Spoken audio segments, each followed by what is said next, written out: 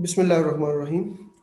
What is switch statement? Explain its working with example. Switch statement is another conditional structure. It is a good alternative of if else. If statement, it can be used easily when there are many choices available and only one should be executed. Switch statement इसकी working इसी तरह है जिस तरह if else. If जो है उसकी working है if there are many block of statement and you want to execute one block of statement, then switch can be used. If we look at the syntax of switch, switch is a keyword, then there is the expression in parenthesis, then curly bracket starts, then case keyword value 1 colon block of statement, statement 1, statement 2, and then break, then case 2, case value 2 colon statement break, so on. Last case last पे लगा देना है, उसके बाद उसकी statement और फिर break, और आखिर पे डिफॉल्ट कॉलन और उसकी स्टेटमेंट. इसकी वर्किंग जो है वो इस तरह होगी कि सबसे पहले जो इनपुट होके आएगी कोई चीज़, उसको हम एक्सप्रेशन में लिखेंगे. ये एक्सप्रेशन जो है ये वैल्यू 1 के साथ मैच होगी. अगर ये आपस में मैच हो जाती है तो स्टेटमेंट 1 जो है वो एग्जीक्यूट हो जाएगी. और इसके बाद नेक्स्ट, अगर ये वैल्यू 1 एक्सप्रेशन के साथ मैच नहीं करती तो ये वैल्यू 2 के साथ मैच होगी. अगर ये यहाँ पे मैच हो जाएगी, जिस वैल्यू के साथ ये मैच होगी उसके करस्पॉन्डिंग स्टेटमेंट चलेंगी. और ब्रेक लगाना ज़रूरी है. अगर ब्रेक ना लगाएंगे तो उसका एक नुकसान है, वो हम प्रोग्राम को रन करके देखेंगे कि क्या नुकसान है अगर हम ब्रेक नहीं लगाते. इसके बाद लास्ट पे एक डिफ़ॉल्ट होता है. ये डिफ़ॉल्ट तब एग्जीक्यूट होगा जब हम देखते हैं कि ऊपर से एक एक्सप्रेशन जो है वो किसी वैल्यू के साथ मैच नहीं कर रही, तो फिर हमने उसको हैंडल करना होता है. तो उसके लिए आखिर पे डिफ़ॉल्ट लेबल लगा देते हैं और ये उसकी फिर स्टेटमेंट लगाते हैं. इसका फ्लो चार्ट जो है ये भी हमें समझा रहा है कि सबसे पहले ये केस वन का मतलब है कि जो केस वन है, ये जो वैल्यू है ये एक्सप्रेशन के साथ अगर मैच करेगी, ये कंडीशन ट्रू होगी तो ये ब्लॉक एग्जीक्यूट होगा. ये जब ब्लॉक एग्जीक्यूट होगा तो यहाँ से जो है ये ब्रेक इसको बाहर ला रहा है. अगर ये ब्रेक ना हो तो ये एरो यहाँ पे नहीं लग सकता. फिर ये कहाँ पे एरो जाके लगेगा? फिर ये यहाँ पे लगेगा.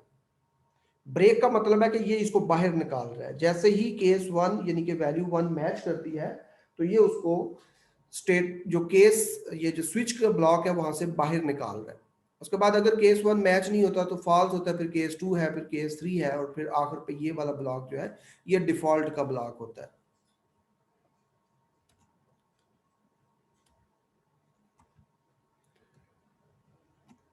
हर स्विच के अंदर केस का इस्तेमाल हो रहा होता है, डिफॉल्ट का इस्तेमाल हो रहा होता है और ब्रेक का इस्तेमाल हो रहा होता है. ये तीनों कीवर्ड होते हैं जो कि स्विच के अंदर इस्तेमाल होते हैं.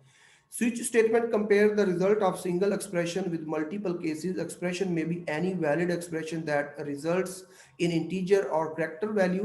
Expression is evaluated at the top of switch and the result is compared with the different cases. जिस केस के साथ एक्सप्रेशन का रिजल्ट मैच करेगा उसके करस्पॉन्डिंग ब्लॉक जो है वो एग्जीक्यूट होगा. डिफॉल्ट का जो ब्लॉक हम लगाते हैं ये इसलिए लगाते हैं कि अगर कोई भी जो केस है, केस वैल्यू वो एक्सप्रेशन के साथ मैच नहीं करती तो उससे क्या होगा कि आखिर पे आके डिफॉल्ट जो है वो एग्जीक्यूट हो जाएगा, उसके अंदर जो मैसेज दिया होगा वो एग्जीक्यूट हो जाएगा. और break is used in each case label to exit from switch body. It is used at the end of each case label when the result of expression matches with the case label, the corresponding statement executed. यानी अगर तो case और expression match कर गए तो फिर तो वो ब्लॉक चल जाएगा. The break statement come after these statement and the control exit from the switch body, और ये उसको switch body से बाहर निकालता है. ये लाइन आपने जरा गौर से इसको समझना है कि if break is not used, all case blocks that comes after the matching case will also be executed. ये हमारा प्रोग्राम है, इसको हम देखते हैं. ये प्रोग्राम जो है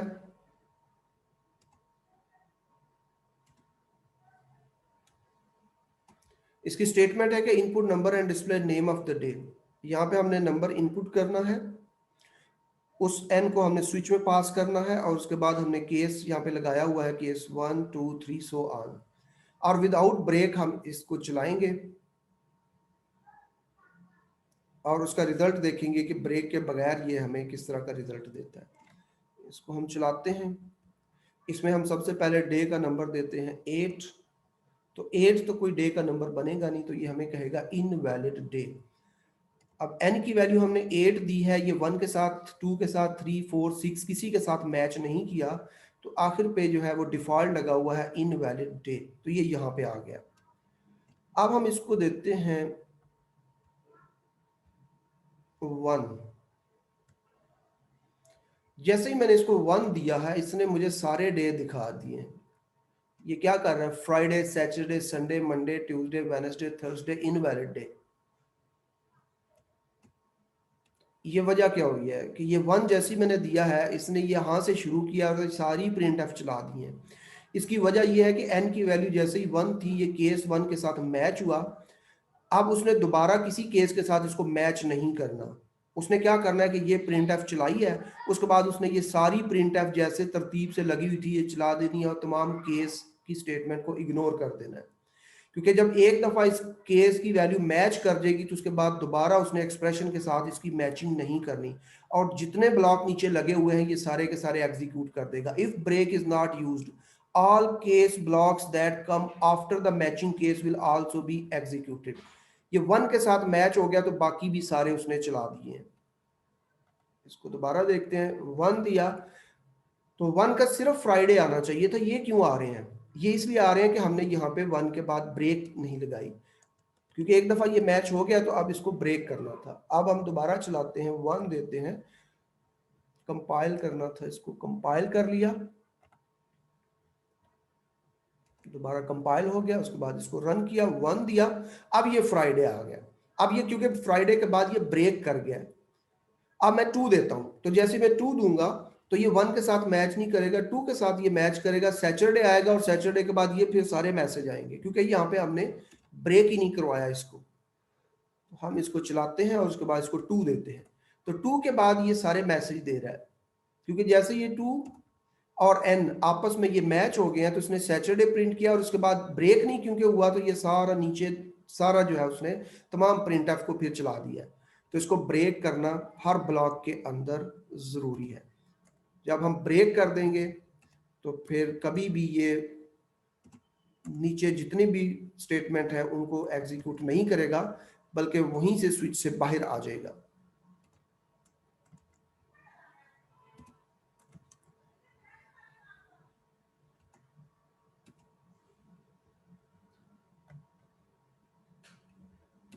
इसको कंपाइल कर लिया, कंपाइल करने के बाद इसको रन करना है। अब मैं इसको 4 देता हूं, तो 4 में ये मुझे मंडे दिखा रहा है, तो 4 यहाँ पे जाके मैच करेगा और ये मंडे और उसके बाद ब्रेक करेगा। अगर यहाँ पे ब्रेक ना करें तो फिर ये नीचे सारी प्रिंट एफ चला देता। इसको आपने खुद भी प्रैक्टिस कर लेनी है, विदाउट ब्रेक डिफरेंट इनपुट दे के इसको चेक करना है। इसके बाद वॉवल वाला क्वेश्चन है, enter any character to check for vowel. इसके अंदर भी मैंने ब्रेक का इस्तेमाल अभी नहीं किया। अब मैं यहाँ पे आपको पहले प्रोग्राम दिखाता हूँ कि सबसे पहले हमने इसको एक कैरेक्टर इनपुट किया है CH, उसके बाद ये CH स्विच को पास किया है, उसके बाद तमाम केसेस डिजाइन कर लेने हैं, case A, E, I, O, U, ये कैपिटल और स्मॉल में इस तरह लगा के, और डिफॉल्ट पे not a vowel character.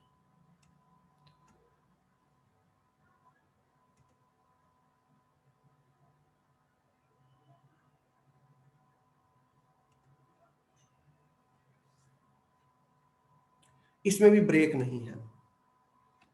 F10 F9 पहले करके इसको कंपाइल करना है, कंपाइल करने के बाद इसको चलाना है।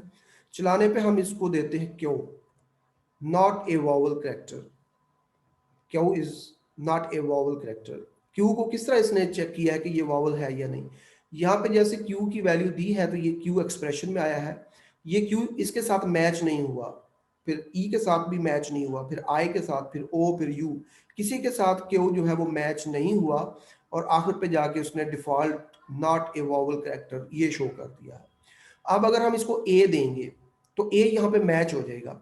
मैच होने के बाद ये क्या करेगा, यहाँ पे बताएगा ए इज ए वॉवल, और फिर साथ ये सारे भी बताएगा ए इज वॉवल 1 2 3 4 5 टाइम्स ये ए इज वॉवल लिखेगा, और फिर नॉट ए वॉवल भी लिखेगा, क्योंकि ये सारी प्रिंट ऑफ उसने चलानी है, क्योंकि इनको मैच नहीं उसने फिर दोबारा करना।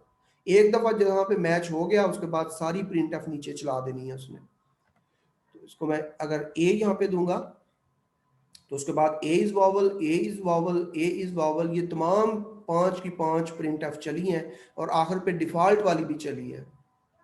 इसलिए यहाँ पे जैसे ही ये प्रिंट हो गई है तो इसको ब्रेक जरूर करना है। अब मैं यहाँ पे ए देता हूं तो ए इज वॉवल के बाद फिर कोई मैसेज नहीं आएगा, क्योंकि ए इज वॉवल के बाद ये ब्रेक कर गया स्विच को। अब मैं ई देता हूं तो ई के बाद फिर ये यहाँ पे ई मैच नहीं होगा, तो फिर ये इसको मैच करेगा जाके। जैसे ये ई इसके साथ मैच होगा तो ये इसको प्रिंट करेगा, और फिर बाकी भी सारी नीचे प्रिंट करेगा। तो ई के केस में भी ऐसा ही होगा कि is vowel is vowel is vowel 4 time is vowel लिखा आएगा, और फिर नॉट ए वावल भी आ जाएगा। तो ये इसका प्रॉब्लम है अगर हम ब्रेक नहीं लगाएंगे। इसलिए हर स्टेटमेंट के बाद ब्रेक जो है ये मस्ट लगाना है।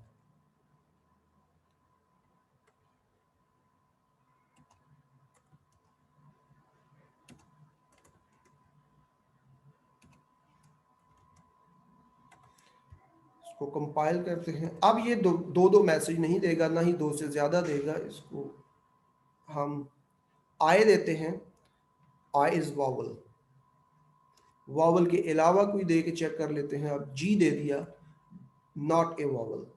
तो अब ये हमारा प्रोग्राम स्विच का जो है ये सही काम कर रहा है। ये एक्सप्रेशन आती है इसके पास, और फिर ये केसेस हैं, ये दोनों लगाने हैं, कैपिटल बी और स्मॉल बी।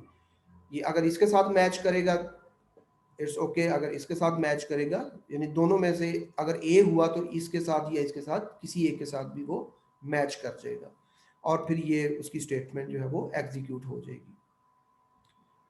उसके बाद नेक्स्ट प्रोग्राम जो है, input 2 numbers and 1 arithmetic operator, it applies the arithmetic operation on the number on the basis of operator using switch। 2 integer number लेने हैं, एक ऑपरेटर लेना है, int A comma B, 2 variable, 4 op. Operator क्योंकि character type का होता है इसलिए एक ऑपरेटर ले लेना है, ओपी के नाम से वेरिएबल बना दिया। Enter operator OP, enter first number A, enter second number B. अब कंडीशन जो है वो ऑपरेटर के ऊपर है कि ऑपरेटर की वैल्यू को चेक करना है कि ये ऑपरेटर क्या है। If operator is plus then A और बी जो है इनको प्लस कर देना है। अगर ओपी की वैल्यू माइनस होगी तो ए और बी को माइनस करना है। मल्टीप्लाई, फिर इसी तरह डिवाइड और फिर मॉड। ये जो 2 मॉड है ये डिस्प्ले करने के लिए है, एक मॉड को डिस्प्ले करता है सर अगर। और फिर ये डिफॉल्ट जो है ये हमें बताता है कि नॉट अरिथमेटिक ऑपरेटर। इसको कंपाइल करके इसको अब चलाते हैं। हम इसको पहले जो ऑपरेटर है ना वो दे देते हैं गलत किस्म का, हैश दे देते हैं। उसके बाद इनको फर्स्ट नंबर दिया, तो ये कह रहा है नॉट अरिथमेटिक ऑपरेटर। कोई अरिथमेटिक ऑपरेटर आपने दिया ही नहीं है, क्योंकि हैश दिया है ओपी की वैल्यू। तो ओपी की वैल्यू जब मैच हुई है प्लस के साथ तो वो मैच नहीं हुई, माइनस, मल्टीप्लाई, डिवाइड, मॉड किसी के साथ मैच नहीं हुई, तो यहाँ पे वो डिफॉल्ट पे आया है, उसने कहा नॉट ए अरिथमेटिक ऑपरेटर। अब इसको अगर हम प्लस देते हैं, सबसे पहले प्लस दे दिया, उसके बाद फर्स्ट वैल्यू दी, फिर सेकंड दी, तो ये हमें 4 + 5 = 9 का मैसेज देगा। इसी तरह इसको एग्जीक्यूट करते हैं। पहला ऑपरेटर मॉड दिया, फर्स्ट वैल्यू 10 दी, सेकंड वैल्यू 3 दी, तो ये हमें 10 mod 3 1 देगा। 10 mod 3 = 1।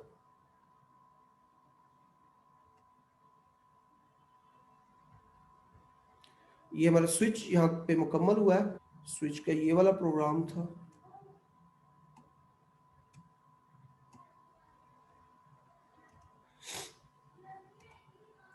स्विच के बाद ये स्विच और इफ एल्स इफ का कंपैरिजन था स्विच के अंदर हम कोई रेंज ऑफ वैल्यूज को चेक नहीं कर सकते, जबकि इफ एल्स इफ के अंदर हम रेंज ऑफ वैल्यूज को भी चेक कर सकते हैं। स्विच के अंदर हम कोई कांस्टेंट वगैरह यूज करते हैं जिसकी वैल्यू मैच हो रही होती है, इस तरह डेज के अंदर 1 2 3 वाली एग्जांपल थी, फिर वॉवल के अंदर एक कैरेक्टर कांस्टेंट लिया हुआ था। तो इफ एल्स इफ जो है can test for equality as well as logical expression, जबकि switch is only test for equality, ये सिर्फ इक्वालिटी को चेक करता है। इसमें सिंगल एक्सप्रेशन बनती है, ये रेंज ऑफ वैल्यू को चेक नहीं करता। It can only evaluate character and integers, ये फ्लोट जो है उसके ऊपर वर्क नहीं कर रहा।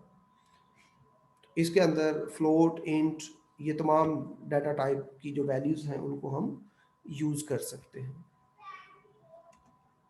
और लास्ट पे था conditional operator.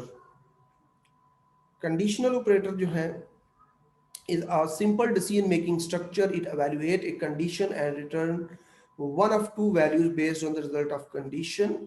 It can be used in place of simple if else. ये simple if else की जगह पे ये वाला conditional operator हम इस्तेमाल कर सकते हैं। इसको टर्नरी ऑपरेटर भी कहते हैं क्योंकि इसमें 3 ऑपरेंड्स होते हैं। ये सिंटैक्स है इसका, condition, then question mark, true statement, colon, false statement, semicolon. Condition evaluate होती है, अगर कंडीशन का रिजल्ट ट्रू होगा तो ये ट्रू वाली स्टेटमेंट चलेगी, और अगर ये कंडीशन का रिजल्ट फॉल्स होगा तो फिर ये फॉल्स केस स्टेटमेंट जो है ये चलेगी। और ये इसकी एग्जांपल है n equal a greater than 50 question mark 1 colon 0। ये क्या है, ये कहता है कि अगर कंडीशन ट्रू है तो n को 1 असाइन कर दो, और अगर कंडीशन फॉल्स है तो n को 0 असाइन कर दो। और इसका अल्टरनेटिव क्या है, ये if a greater than 50 n equal 1 else n equal 0। अब इसको समझने के लिए हम प्रोग्राम की तरफ आते हैं।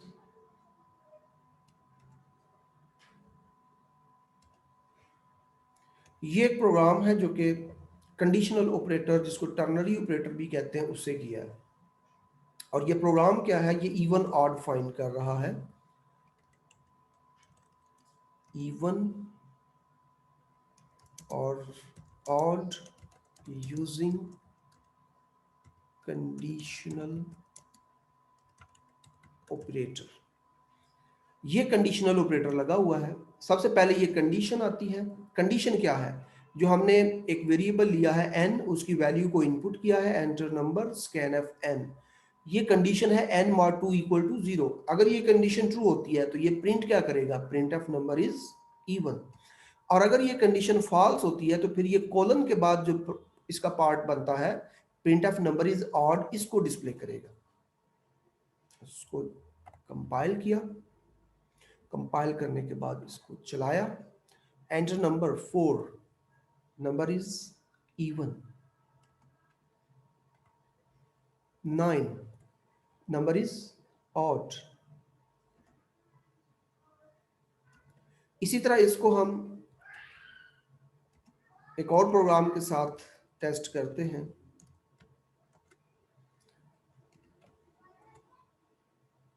x, y लिए, enter first number scanf x,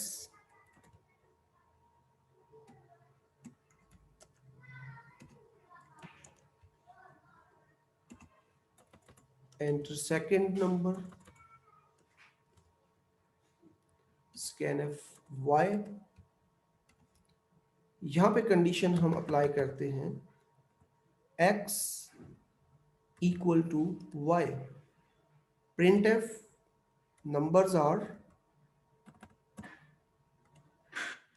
equal। और अगर ये कंडीशन फॉल्स हुई, नंबर्स आर डिफरेंट।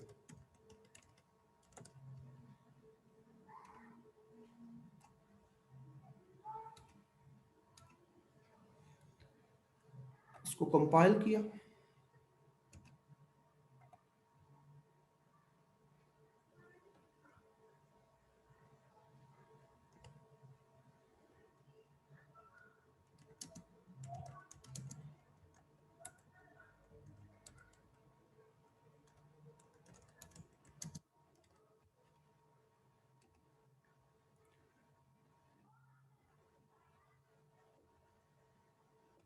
कंपाइल के बाद इसको रन किया। रन में हमने क्या करना है, एंटर फर्स्ट नंबर देना है और सेकंड, और ये हमें बताएगा कि नंबर्स इक्वल हैं या नहीं है। 4 4 नंबर्स आर इक्वल। ये किस तरह है नंबर्स आर इक्वल? ये कंडीशन थी, इसके साथ कोई कीवर्ड नहीं लगाना। अब ये नहीं कहना कि इफ लगाना था, इफ क्यों कैसे लगाना था, हमने ये कीवर्ड कोई नहीं लगाना। जो इसका सिंटैक्स है उसमें जस्ट एक कंडीशन दी हुई है, ये कंडीशन है और ये कंडीशन एवेल्युएट होती है, इसका रिजल्ट आता है ट्रू या false. If result is true then this printf works, and if condition is false this printf works. यहाँ पे कंडीशन ट्रू हुई है तो ये वाला नंबर जो है, नंबर्स आर इक्वल का मैसेज आया। अब हम अगर कोई ऐसे नंबर देते हैं जिसमें कंडीशन फॉल्स हो जाएगी, 5 और 6 दे दिया है, तो ये कंडीशन फॉल्स हो गई है। जब कंडीशन फॉल्स हो गई है तो ये जो कॉलन के बाद पार्ट था ये प्रिंटफ चलेगी। इससे आप वो तमाम काम कर सकते हैं जो कि हम इफ एल्स से करते आए हैं। इफ एल्स के तमाम प्रोग्राम इसके साथ किए जा सकते हैं। अब अगर यही हम लिख दें x ग्रेटर देन y, हम इनमें से स्मॉलेस्ट और ग्रेटर फाइंड करना चाहते हैं। स्मॉलर कौन है और ग्रेटर कौन है? हम यहाँ पे अगर x ग्रेटर देन y की कंडीशन ट्रू हो जाती है तो it's mean x is greater. हम यहाँ पे लिख सकते हैं इसको इस तरह, percentage d is greater, which one? x।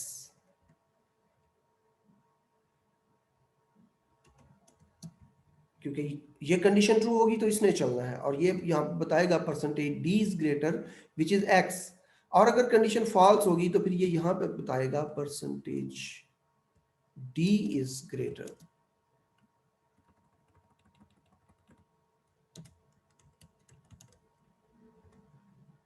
Which one is greater? y। x is greater, और अगर कंडीशन फॉल्स हो तो फिर y इज ग्रेटर है। इसको चलाते हैं, कंपाइल करते हैं पहले, फिर इसको रन करते हैं। अब यहाँ पे अगर मैंने पहली वैल्यू 5 दी है और यहाँ पे सेकंड वैल्यू 2 दी है तो मैसेज आना चाहिए 5 is greater, 5 is greater. x is 5, y is 2, condition is true, condition is true, then this printf will works। x ये 5 है तो ये मैसेज आएगा 5 is greater, और x इसमें पहली वैल्यू थी जो कि पहले ही बड़ी थी।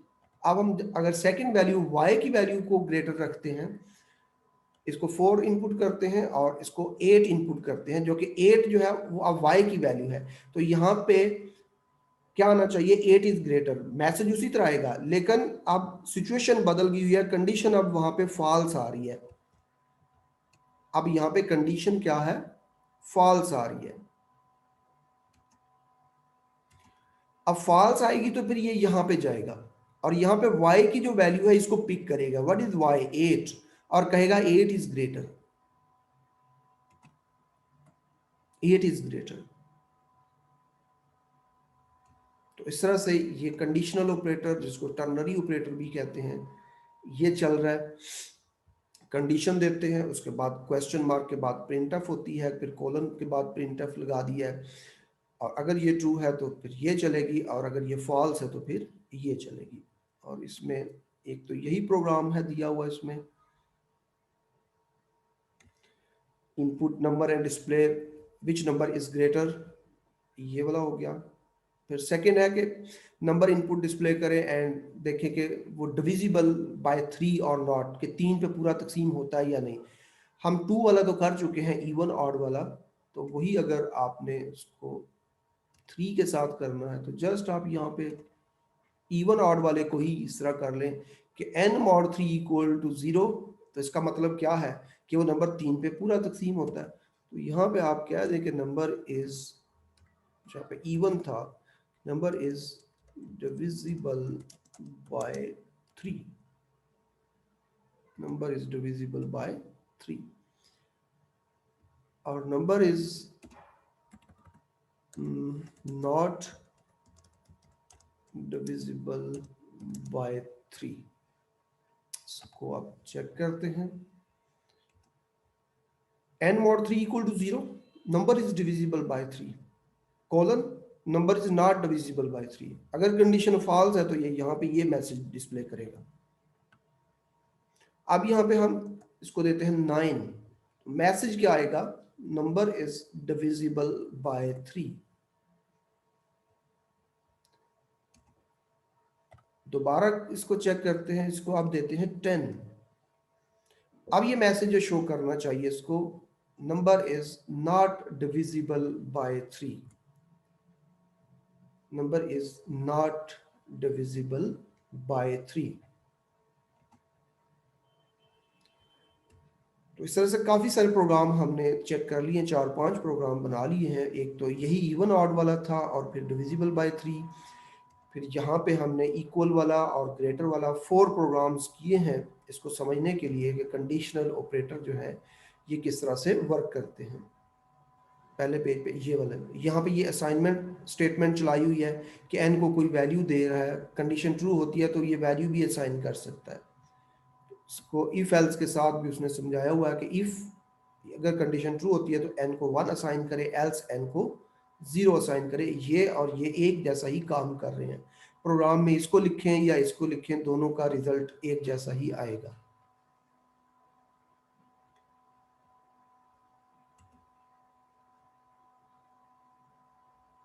यहाँ पे हमारा ये लेक्चर एंड हुआ।